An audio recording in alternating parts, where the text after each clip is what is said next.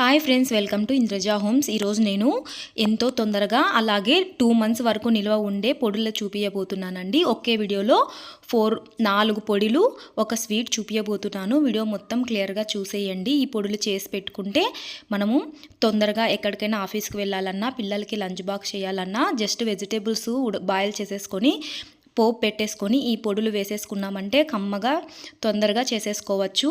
అలాగే ఆకుకూరల ఫ్రైలో కూడా ఈ పొడులు ఉపయోగపడతాయి. అవి ఎలా చేయాలో ఒకసారి మీరు ఈ వీడియో పూర్తిగా చూసేయండి, అర్థమవుతుంది.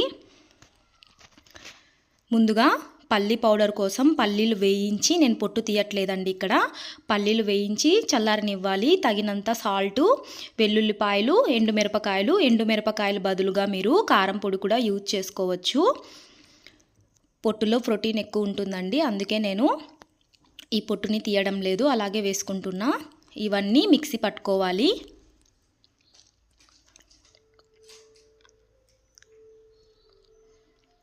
ఇలా మిక్సీ పట్టుకుంటే పల్లి పొడి రెడీ అయిపోతుంది.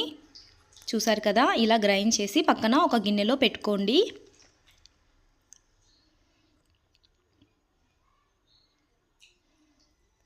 ఇప్పుడు కొబ్బరి పొడి చూద్దాము. ఇది బాలింతలకు చాలా మంచి చేస్తుందండి. డెలివరీ అయిన తర్వాత ఈ పొడి తినడం వల్ల పాలు బాగా పడతాయి. పెద్దలు ఇస్తారు కదా డెలివరీ అయిన తర్వాత. ఇది ఆ పౌడరు.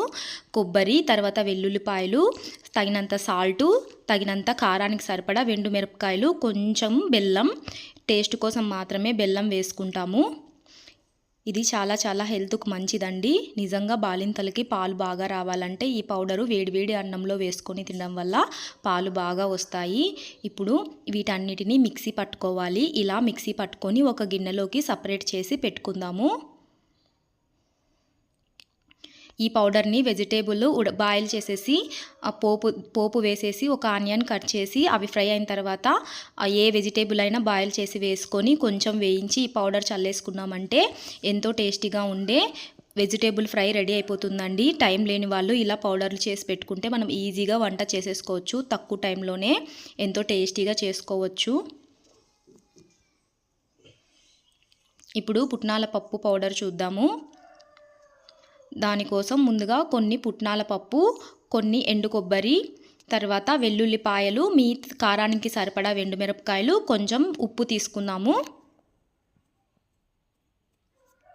ఈ పౌడర్ ఆకుకూరల్లోకి అయితే చాలా బాగుంటుందండి. ఆకుకూరలు చిన్నగా కట్ చేసి ఫ్రై చేసేసుకొని పోపు వేసుకొని లాస్ట్లో ఈ పౌడర్ చల్లుకొని 2 నిమిషాలు ఫ్రై చేసుకొని తీసేసుకున్నామంటే ఎంతో టేస్టీ అయిన ఆకుకూర ఫ్రై కూడా రెడీ అయిపోతుంది. అలాగే ఎంతో తొందరగా కూడా చేసేసుకోవచ్చు. ఇవి స్టోర్ చేసేసుకొని పెట్టుకున్నామంటే 2 months వరకు ఏమీ పాడవ్వవు. అలాగే ఈ పౌడర్లన్నీ ప్రిపేర్ చేసుకున్నాక వెంటనే ప్యాక్ చేసుకోకండి. ఒక 10 నిమిషాలైనా ఇలా గిన్నెల్లో ఆరనివ్వాలి. తర్వాతే మనం ప్యాక్ చేసుకోవాలి.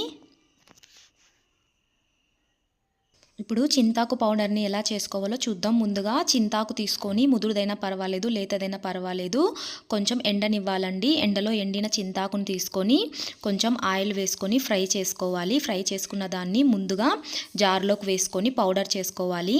అలానే డైరెక్ట్గా వేసేస్తే మెదగదండి, అందుకే ఫస్ట్ దీన్ని పౌడర్ చేసుకోవాలి. పౌడర్ చేసుకొని ఒక పక్కకి తీసేసుకుందాము. ఇలా పౌడర్ చేసి పెట్టుకున్న చింతాకు పొడి, అందులోకే వేరుశనగ పప్పు, కారానికి సరిపడా ఎండుమిరపకాయలు, సాల్టు, తర్వాత వెల్లుల్లిపాయలు. ఇందులోకి కొంచెం కారం సాల్టు ఎక్కువే వేసుకోండి. చింతాకు కదా, పులుపుకి ఆ కారం సాల్టు కనపడదు, చూసి మీకు తగినట్టుగా వేసుకోండి. ఇలా పౌడర్ చేసి దీన్ని కూడా పక్కకి పెట్టేసుకోవాలి. ఇది వేడివేడి అన్నంలోకి చాలా బాగుంటుందండి. ఈ పొడులు కూరల్లోకే కాదు, వేడివేడి అన్నంలోకి కూడా టైం లేనప్పుడు కొంచెం నెయ్యి వేసుకొని తినేయొచ్చు. ఇవి చేసి పెట్టుకుంటే మనకు వంట చాలా ఈజీగా అయిపోతుందండి.